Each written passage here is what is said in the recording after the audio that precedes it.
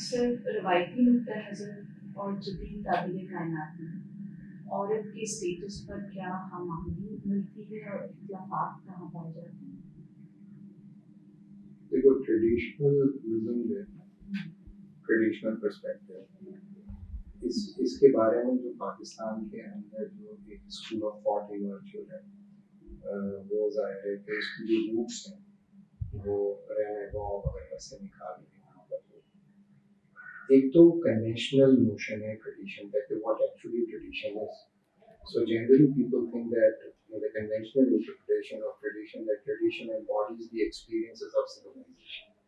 صحیح تو اگر پر سے بھی یہ ایک ایبسٹریکٹ نیوٹرل ڈیفینیشن اگر تم لوگ کہ ٹریڈیشن جو ہوتا ہے پرٹیکولیرٹیز جو ہیں ان کو اپنی فیوچر جنریشن میں ٹرانسفر کرتا رہتا ہے. It's an on going process. تو یہاں تک اگر ٹریڈیشن کی انٹرپریٹیشن ہے تو وہ اس کے تو دنیا میں جنرلی کنسنسس ہے. لیکن ٹریڈیشن کے اندر ابھی جو کنٹمپریری جسے ہم پاکستان میں ٹریڈیشنل اسکول آف تھاٹ جسے ہم کہہ رہے ہیں اس میں بہت سارے لوگ جیسے یہاں کے نام بھی دیے تو وہ بنیادی طور پر جو روٹ تلاش کر رہے ہیں وہ یہ بتا رہے ہیں کہ ٹریڈیشنز جو ہیں وہ اصل میں کانٹیکسٹ ہے ریالٹی کا اور انہی کے اندر مختلف مینیفیسٹیشنز اور مختلف انٹرپریٹیشنز سوسائٹیز کی انڈیویجولس کی انسٹیٹیوشنس کی ہو رہی ہے. تو بنیادی طور پر جو ہے tradition is everywhere we have been surrounded by the tradition. لیکن اس ڈسکورس کے اندر پرابلم یہ ہے کہ یہ لیجیٹیمیٹ ٹریڈیشن اور ان لیجیٹیمیٹ ٹریڈیشن کی ڈسٹنکشن کو نہیں مان رہا ہے جو کہ بڑی انفارچونیٹ ہے. تو میں ٹریڈیشن کی جو ڈیفینیشن سمجھتا ہوں وہ یہ سمجھتا ہوں اور بلکہ ایک پورا جو ہے اگر تم سرچ کرو گے گوگل کے اندر تو ٹریڈیشن کے بارے میں جو میری اسپیسیفک پوزیشن ہے وہ تمہیں مل جائے گی یوٹیوب کے اوپر پریزنٹیشن ہے پوری.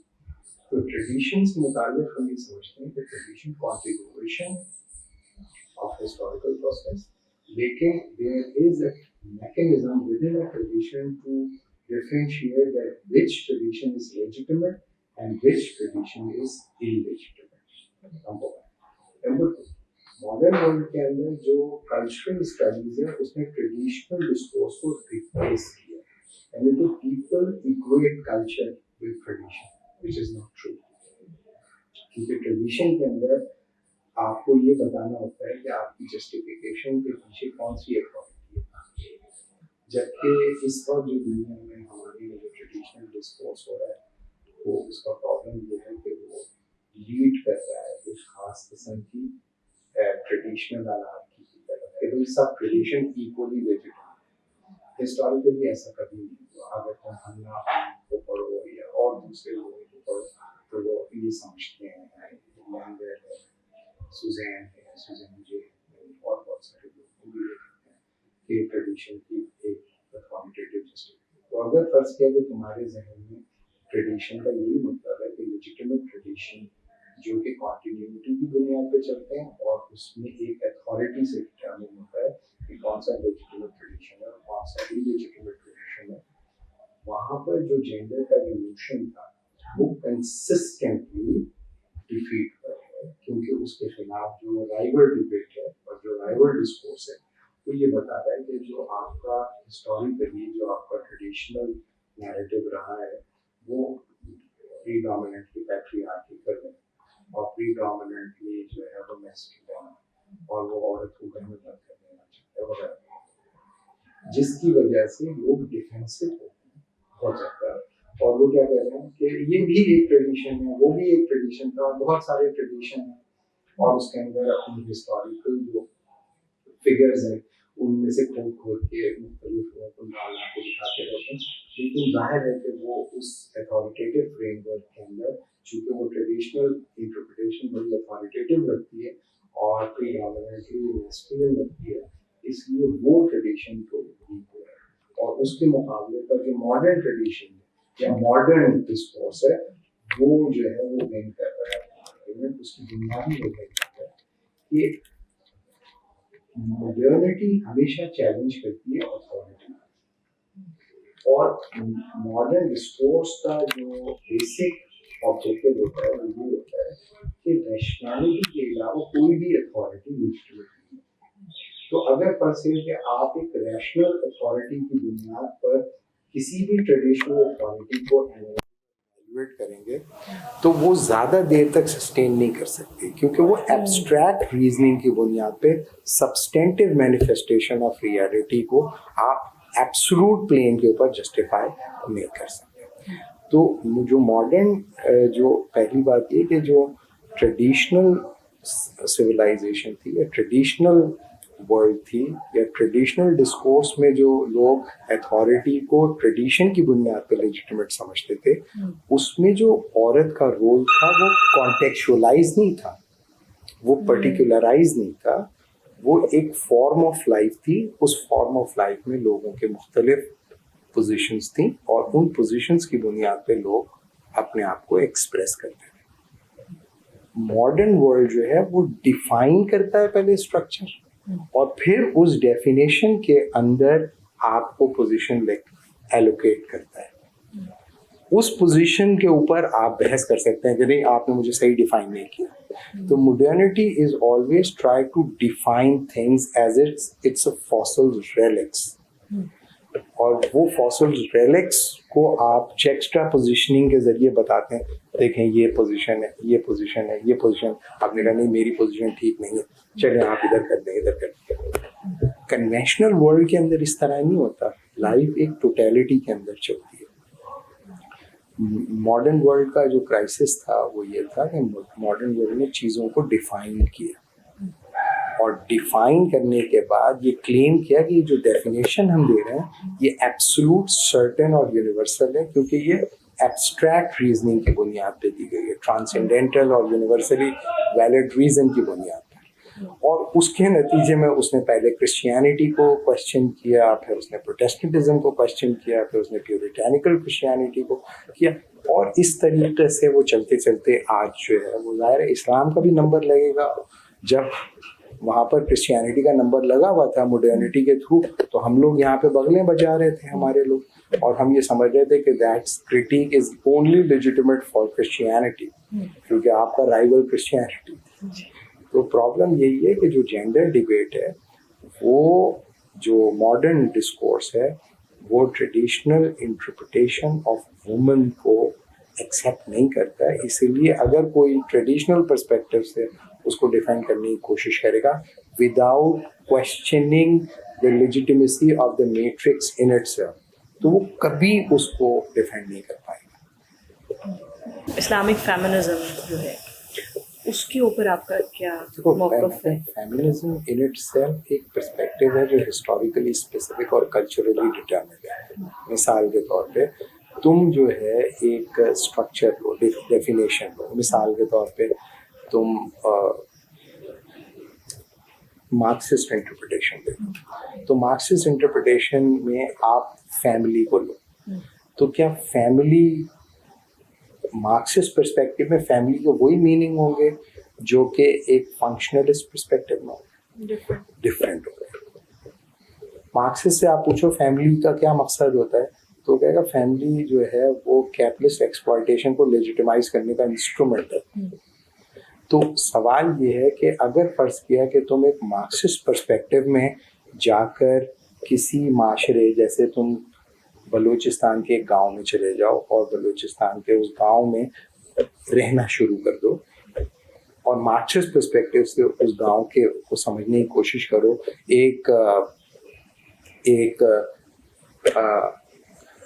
مری ٹرائب کو انڈرسٹینڈ کرنے کی کوشش کرو مارکسسٹ پرسپیکٹو سے، تو you are not going to understand the Murrays, you are going to understand Marx, whereas the content will be the Murrays. تو فیمنزم بھی ایک پرسپیکٹو ہے. فیمنزم وہ پرسپیکٹو ہے کہ آپ عورت کے بارے میں کوئی پرسپیکٹو رکھتے ہیں اور عورت کو کانٹیکچوئلائز کر رہے ہیں جو کہ ایک ہسٹوریکلی اسپیسیفک اور کلچرلی ڈٹرمنڈ ہے. آپ اس کی ایک کانسٹیچوئنسی ڈیفائن کرتے ہیں کہ یہ بات جو ہے اس کانسٹیچوئنسی کے لیے تو ریلیونٹ ہے، لیکن اس کی جو رائیول کانسٹیچوئنسیز ہیں ان کے ساتھ. یہ ایک اسپیسیفکلی ماڈرن کنسٹرکٹ ہے. لہٰذا جو کرٹیک مڈرنٹی کی جنریٹ کر رہا ہوگا اس کے لیے کوشچن ریلیونٹ نہیں ہوگا کہ فیمنزم کا پرابلم کیا ہے اور Islamic feminism is contradiction in term. Islam is not specific for any gender. Religion دنیا میں کوئی بھی جینڈر اسپیسیفک نہیں ہوتا. ریلیجن کے اندر عورت بھی اتنی ہی امپورٹنٹ ہوتی ہے جتنا کہ مرد ہوتا ہے. اور ریلیجن اگر عورت مرد کی یہ ڈسٹنکشنز اسٹیبلش کر سوسائٹی کو ڈائکاٹمائز کرتا ہے تو ریلیجن سسٹین نہیں کرتا. وہ ایک ان نیچرلسٹک ریلیجس ڈسکورس ہوتا ہے. یہ فیمنزم کا ایشو ہے جو کہ پوسٹ انلائٹنمنٹ ڈسکورس کے اندر بہت طاقتور ڈسکورس بن کے نکلا کہ آپ جو ہے وہ سارے ریسورسز کے اوپر کس نے قبضہ کیا ہوا ہے. تو اس کے اوپر کچھ لوگوں نے کہا بورژوا نے قبضہ کیا ہوا ہے, کچھ لوگوں نے کہا کہ وائٹس نے قبضہ کیا ہوا ہے, کچھ نے کہا کہ یورپینز نے قبضہ کیا ہوا ہے, کچھ نے کہا کہ میلز نے قبضہ کیا ہوا ہے. تو بنیادی طور پر جسے تم فیمنزم کہتے ہو, it's a discourse which has been emerged by the miscalculations and inappropriate institutionalization of modern world both in the peripheries and in the heartlands. Maternity کی جو امپلیمنٹیشن ہوئی انسٹیٹیوشنس کی سطح پر یورپ میں اور یورپ سے باہر, اس کے نتیجے میں جو ڈسپیرٹیز پیدا ہوئیں پاور کے پلین پر, سوسائٹی کے پلین پر, ریسورسز کے پلین پر, اس کے بہت سارے رسپانسز ہیں جیسے ریسزم اور نیشنلزم اور سوشلزم اور فیشزم. اسی طرح فیمنزم بھی ہے. لہٰذا یہ کہنا کہ اسلامک فیمنزم نہیں ہے. ظاہر ہے کہ اسلامک ورلڈ آج جس پیراڈائم کے اندر سروائیو کر رہی ہے وہ پریڈومیننٹلی ماڈرن ہے اور وہ ماڈرنائز ہو رہا ہے. تو ظاہر ہے کہ جو مڈرنٹی کے چیلنجز ہیں جنرلی دنیا بھر میں, ان چیلنجز کو جس طرح ایک یورپین رسپونڈ کر رہا ہے, ایک افریقن رسپونڈ کر رہا ہے, اسی طریقے سے ایک ایشین رسپونڈ کر رہا ہے, مسلمان بھی رسپونڈ کر رہے ہیں. لیکن جو رسپانسز وہ دے رہے ہیں میں اسے بائی نہیں کرتا کہ یہ کوئی اسلامک فیمنزم ہے یا مسلم فیمنزم ہے. یو نو, یہ ان لوگوں کے رسپانسز ہیں جو مڈرنٹی کے کچھ چیزوں کو ویلیو کر رہے ہیں اور مڈرنٹی کی کچھ چیزوں کو ویلیو نہیں کر رہے. اس کی بنیاد پر وہ اپنی اپنی پرسپیکٹیو دے رہے ہیں. لیکن اگر آپ میرے سے کہیں کہ بھائی عورتوں کے بارے میں, تو میں کہوں گا بھائی میں عورت کے بارے میں کچھ نہیں, میں تو انسان کے بارے میں بات کروں گا. اگر میں مڈرنٹی کی کرٹیک کروں گا تو وہ کرٹیک جو ہوگی یہ پرزیوم کر کے نہیں ہوگی کہ یہ عورتوں کے فائدے میں جا رہی ہے یا مردوں کے فائدے میں جا رہی ہے یا ٹرانسجینڈرس کے فائدے میں جا رہی ہے. اسی طریقے سے اگر کوئی آدمی واقعی اسلامک پرسپیکٹیو کے اندر ان پرابلم کو رسپونڈ کر رہا ہے تو وہ اس کی بنیاد پر وہ اسلامی فیمنزم نہیں بنے گا. وہ ایک اسلامک پرسپیکٹیو ہے اس کا عورت کے بارے میں, لیکن اس کے لیے ٹرم اسلامک فیمنزم اور مسلم فیمنزم ٹھیک نہیں, اصولاً میں اسے ٹھیک نہیں سمجھتا. آپ ٹرم کی لیول پہ ڈسیگری یا ان کی میتھڈالوجی اور جو فریم ورک ہے it's start with the term, کیونکہ جو بھی ٹرم ہوتی ہے نا وہ اپنے ساتھ اپنی ہسٹوریسٹی لے کے آتی ہے. مثال کے طور پہ کہ have you gone through the work of Camille Paglia. She is one of the most aggressive and one of the most profound feminists I have ever gone through. There is no comparison between Camelia Pale and Eregri or Brian Doughty or Sterba or Butler. Butler, she's nothing. وہ تو اس کو اڑا دے گی. Camelia Pale وہ تو ایک ایسی intellectual dose آپ کو دیتا ہے. اور I have been working with the framework Camelia Pale is producing for the last 20 years. I'm following Camelia Pale for the last 20 years when I was a student. اور Camelia Pale کے اندر کتنی تبدیلیاں آئی ہیں وہ سب ہم دیکھتے رہے. میں نے اس پہ کبھی لکھا نہیں لیکن کیونکہ وہ بہت ہی ریڈیکل قسم کی اس کی پوزیشن ہے. تو اگر فرض کیا کہ تم Camelia Pale کے کام کو بھی دیکھ لو تو تمہیں یہ سمجھ میں آئے گا کہ جینڈر نیریٹو جو اس کا ڈیولپ ہوا ہے وہ اس میں بڑی سوئنگز آئی ہیں. اس میں کوئی ایک پیٹرن نہیں ہے. اس کی وجہ کیا ہے؟ اس کی وجہ یہ ہے کہ بنیادی طور پر جو ہمارے یہاں جو جینڈر اسٹڈیز پہ جو لوگ کام کر رہے ہیں وہ بہت کچھ نہیں جانتے سائیکوپیتھولوجی کے بارے میں, ہیومن جینیٹکس کے بارے میں, ہیومن بایولوجی کے بارے میں, you know what I mean. तो जो भी जेंडर स्टडीज के अंदर जा रहा है वो समझ रहा है कि औरत के बारे में जो पर्सपेक्टिव है वो इस सिर्फ एक सोशल कंस्ट्रक्ट है. अरे भाई वो सोशल कंस्ट्रक्ट सिर्फ इंसानों में ही क्यों हो रही है, दूसरी चीज़ों में क्यों नहीं हो रही, एनिमल्स में क्यों नहीं हो रही. तो ये हर चीज़ को कह देना सोशल कंस्ट्रक्ट ठीक बात नहीं है.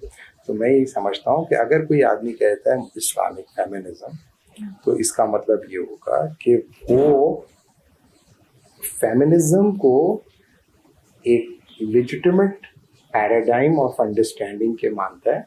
अब उसके लिए वो कुरान और सुन्नह से जस्टिफिकेशंस लेके आने चाह रहे हैं, एक्सेप्ट करने के लिए या रिफ्यूट करने के लिए. मेरा पर्सपेक्टिव ये है कि दुनिया में जो भी रिलीजन है, कम से कम क्रिश्चियनिटी और इस्लाम जो रिलीजन है, इन्होंने दुनिया में हमेशा सबको दावत दी है. उन्होंने किसी कौम के लिए नहीं, सबके लिए दावत, किसी जेंडर के लिए नहीं, सबके लिए दावत. तो जो भी रिलीजन यूनिवर्सलिस्ट रिलीजन होता है जैसे क्रिश्चियनिटी और इस्लाम, तो उनको हमेशा चैलेंजेस आते रहेंगे. इसकी बुनियाद पर जिस चैलेंज को वो रिस्पॉन्ड करेंगे, जिस भी चैलेंज को, उसको फॉर या अगेंस्ट रिस्पॉन्ड करेंगे तो उससे वो इस्लामाइज नहीं हो जाएगा. उसके बारे में आप पे एक पर्सपेक्टिव हो जाएगा. जैसे तुम एक इंसान हो, तुम एक पर्सपेक्टिव दो, ये एक इंसान है, ये एक पर्सपेक्टिव है, मैं एक इंसान हूँ, मैं एक पर्सपेक्टिव हूँ. लेकिन उसकी बुनियाद पे ये कहना कि इस्लामिक फेमिनिज्म है या ये नॉन इस्लामिक फेमिनिज्म है, ये ठीक बात नहीं है, ये सही नहीं है. क्योंकि मैंने बताया फेमिनिज्म ऑफशूट है उस प्रोसेस ऑफ मॉडर्नाइजेशन का जिसके नतीजे में कन्वेंशनल ट्रेडिशनल इंस्टीट्यूशन रिप्लेस किए मॉडर्न डिस्कर्सिव प्रैक्टिसेस ने. और उन मॉडर्न डिस्कर्सिव प्रैक्टिसेस की बुनियाद पर वहाँ के इंसानों को, कुछ लोगों को ये एहसास हुआ कि हमारे साथ ज्यादती हो रही है. उन्होंने अपने अपने पॉइंट ऑफ व्यू रजिस्टर्ड किए, उनको आपने मुख्तलिफ कैटेगरीज में डाल दिया. आपने कह दिया सोशलिस्ट हैं, फाशिस्ट हैं, फेमिनिस्ट हैं और ट्रांसजेंडर हैं, व्हाटएवर. तो इसका इस्लाम से डायरेक्टली कोई ताल्लुक नहीं. सर जैसे आपने अभी जो रिस्पॉन्ड किया उसके अंदर दो चीज़ें जो मैं पूछना चाहूँगी. एक तो ये कि इस्लामिक फेमिनिज्म के ऊपर आपने डिटेल बात की. तो मुस्लिम फेमिनिस्ट या हम उनको इस्लामिक फेमिनिस्ट कहें, उनका जो डिस्कोर्स की बॉटम लाइन है वो ये है कि इस्लाम जो है वो डिस्क्रिमिनेट नहीं करता, जेंडर डिस्क्रिमिनेशन. हमारी जो रवायत है वो डिस्क्रिमिनेट करती है, औरत को ऑप्रेस करती है, डिस्क्रिमिनेट करती है. और आपने भी यही कहा कि रवायत के अंदर हमारी रवायत जो वो पेट्रियार्कल रही है और मेल सेंटर्ड रही है. तो आपकी रवायत के अंदर आपको जब डिस्क्रिमिनेट किया गया हो उसके ऊपर रिस्पॉन्ड करना, उसके ऊपर एक डिस्कोर्स लेके आना, और फिर जो आपके प्राइमरी टेक्स्ट जिनकी बुनियाद पे रवायत के अंदर वो डिस्क्रिमिनेशन होती रही, उनको रीड करना, रिविजिट करना और फिर एक ऑल्टरनेट रियलिटी बताना. तो ये तो मुस्लिम फेमिनिस्ट ने ही आके काम किया. तो आप फिर इसको कैसे देखेंगे? पहले मैंने ये नहीं कहा कि हमारी जो रिवायत है वो डिस्क्रिमिनेटरी है. मैं कह रहा हूँ कि वो ज़्यादा पेट्रियार्कल नहीं. मैं कह रहा हूँ कि जो हमारा जेंडर के हवाले से जो ट्रेडिशनलिस्ट आर्ग्यूमेंट अगर वो अथॉरिटेटिव है तो जाहिर है कि वो अथॉरिटी से डिराइव जब होगा, जो भी अथॉरिटेटिव फ्रेमवर्क होगा उसके अंदर कभी भी इक्वालिटी नहीं होगी. उसूल है, सिर्फ जेंडर की बात नहीं है.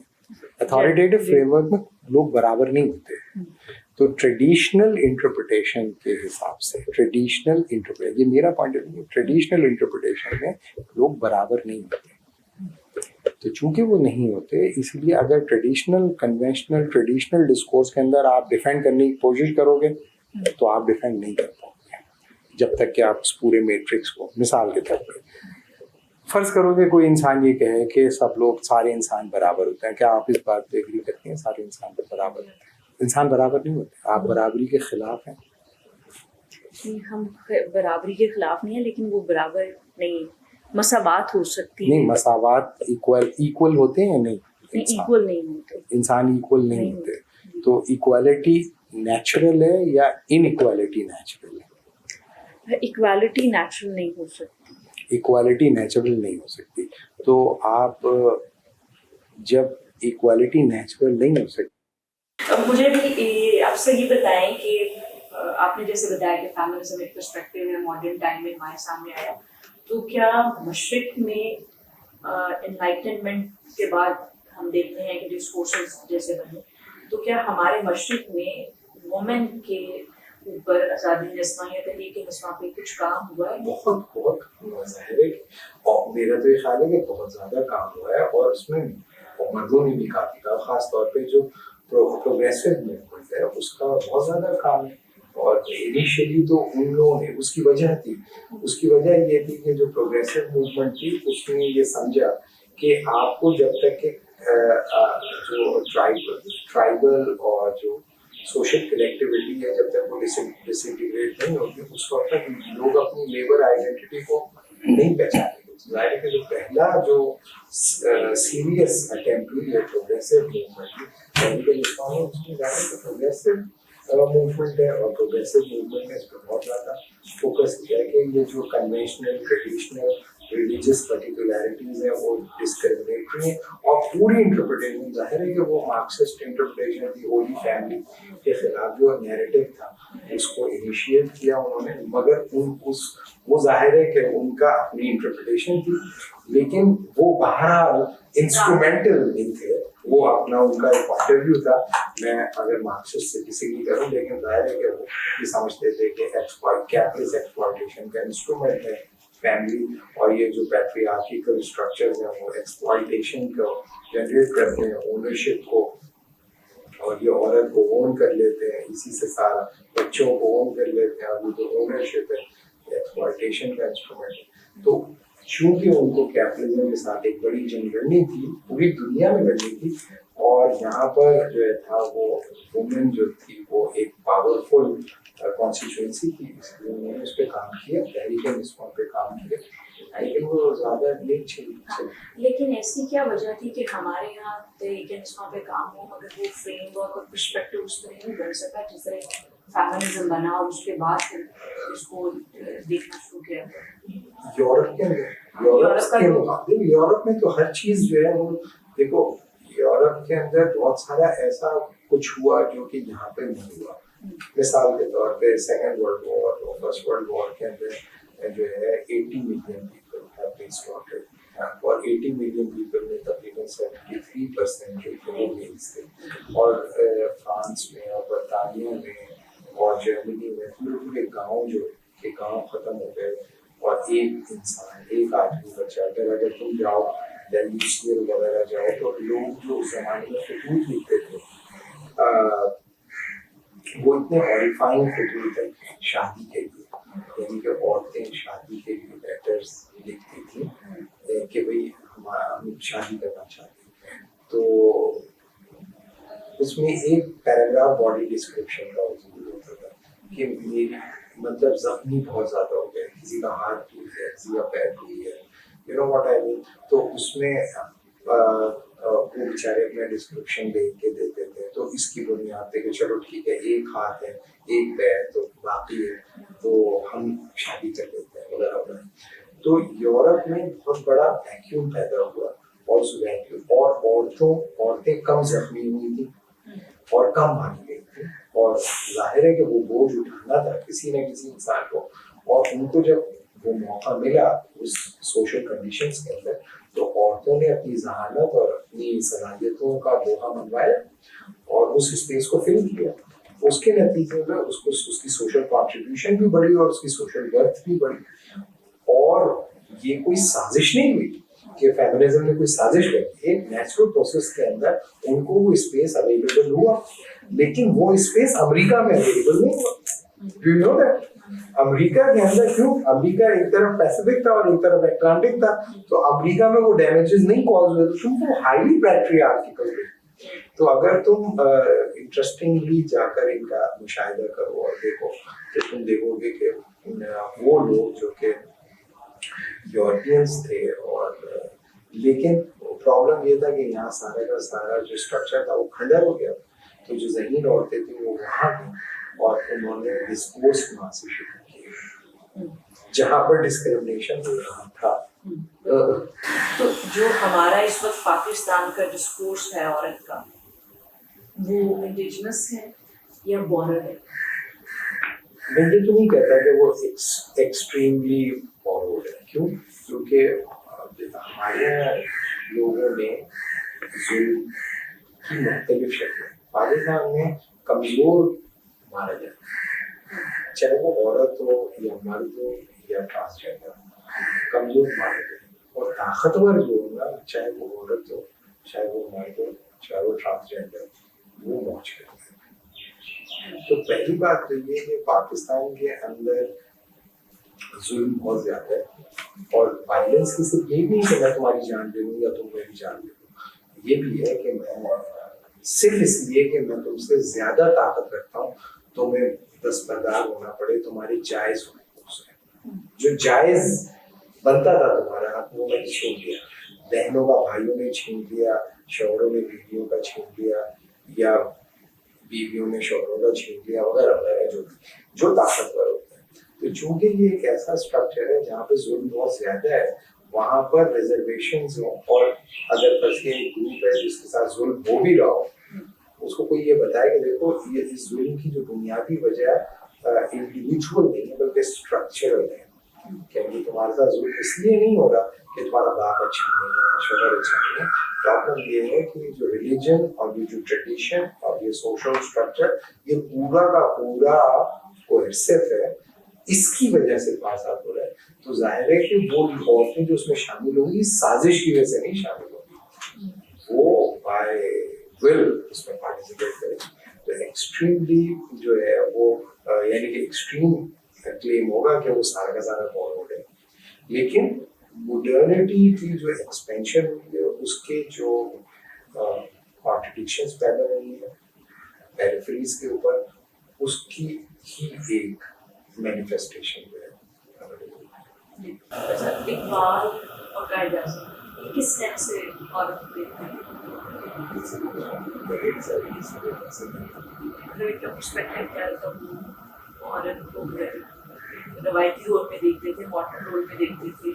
जैसे हम देखते हैं कि जो हमारी इंडिपेंडेंस की रहता है उसके अंदर औरतों ने भी बहुत कॉन्ट्रीब्यूट किया और बड़ी एक्टिवली पार्टिसिपेट उसमें करती नहीं, और एक उनका रोल है. यहाँ पर भी जो एलीट होती है, एलीट पाकिस्तान की जो मूवमेंट थी उसमें एलीट इन्वॉल्व, सारे एलीटिस्ट थे, नवाब थे, बड़े सरदार थे.